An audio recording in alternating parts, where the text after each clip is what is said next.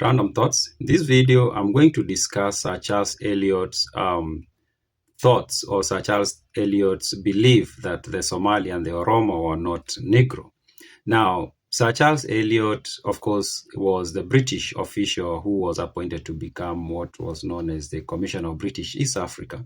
And he was appointed into this office in 1902, and he served in that office up until 1904. Then he resigned for some reasons, and then he published this book in 1905, and the book is titled The East Africa Protectorate. Now, Sir Charles Elliott was a racist, very much so, and everything, or how he saw the people, everything to him seemed like had to be explained with the lens of race. That's how he saw everything: intelligence, development, economic activities, relationships, religion. Everything to him was based on race. And how he handled race, or how he approached race, to him, it was about the genetics. It was about the genetics. It wasn't about social or socialization. The difference to him between people was genetics, and it didn't end with how people looked. It went deeper into their intelligence and such things. And it's very interesting how he discusses the different groups of people that were found on the land. Of course, his book is very comprehensive, very detailed, and talks about everything, actually: the geography, the climate, the potential of the land, the economic activities, the politics, everything really about the East Africa Protectorate. Now, the East Africa Protectorate, of course, is the land that later on came to be known as Kenya. He does try to classify the people in his book, and he puts the people that there are the Europeans, of course, at the top, and somehow he puts the Indians there, and then he talks of the Arabs, and then he talks of the Hamitic people, and then he talks of the Bantu and the Nilotic people, more or less in that order. Not actually, but more or less in that order. He found it so difficult to follow him on what he meant by the word Negro, because he doesn't define it. Maybe have not reached the point where he defines it, but he uses it so often in the book.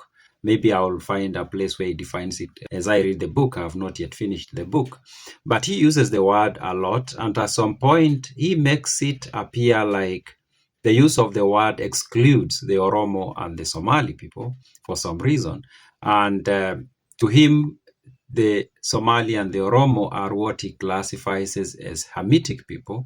And initially, I thought Hamitic people will be put under the Negro, whatever umbrella. But then the way he uses the word, at some point, it becomes clear that he considers the Somali and the Oromo not to be part of the so-called Negro. And I'm going to read the part where he kind of like makes that apparent. Now, in one part of the book, he writes, excluding Europeans and Indians, the inhabitants of East Africa Protectorate seem at the present day to fall into four principal classes. So I'm going to talk of the first two, which is the Arabs and the hybrid race, which they are formed with Africans, and which is known as the Swahili. And then the tribes, who, for want of a better name, must be called Hamitic, including the Somalis, the Galas, the Rendile, and the Borans. The aristocracy in Uganda were probably derived from an allied race. So now he puts them at number two, and he makes a point there that the people who founded the Buganda kingdoms, or the Ugandan kingdoms, for the most part, came from these groups of people, which, of course, and I'm going to read where he says that they are not Negro. And this is what he says. And this is where he discusses about the kingdoms in Uganda, including Buganda. He says, Bantu area thus created was invaded by Hamitic races, or hybrids of Hamites with Negroes. So in that line, he makes it apparent that when he uses the word Negro, he excludes the Somalis and the Oromos and the Boranas, those groups of people. But then we are left wondering, what does Negro mean? Does the word mean just Bantu people, or the so-called Bantu people, or Bantu speakers, which is a lot of confusion, because Bantu is a language group and not genetic. And does it include the so-called Nilotic people or Nilotic speakers? What does that mean? But when you read the document, it also becomes somehow clear that he considered the so-called Nilots, even though Nilotic is a language group. And if you've watched my videos, you know that I have a problem with calling people Nilots or Bantu or Kushites because those are language groups.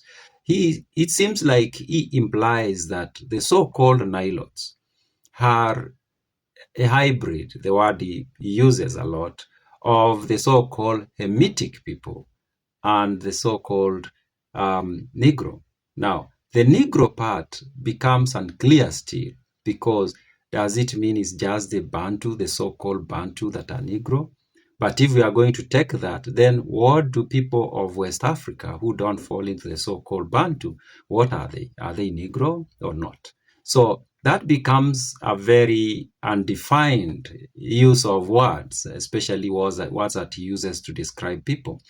And as I've said, Sir Charles Elliott was actually a very racist man, and he believed in eugenics, even though other sources claim that he was um, he wasn't so much a racist as many of his colleagues were. And I'm thinking, if Sir Charles Elliott was considered to be very liberal when it came to the issues of race, then I'm wondering what the others were. What did they believe?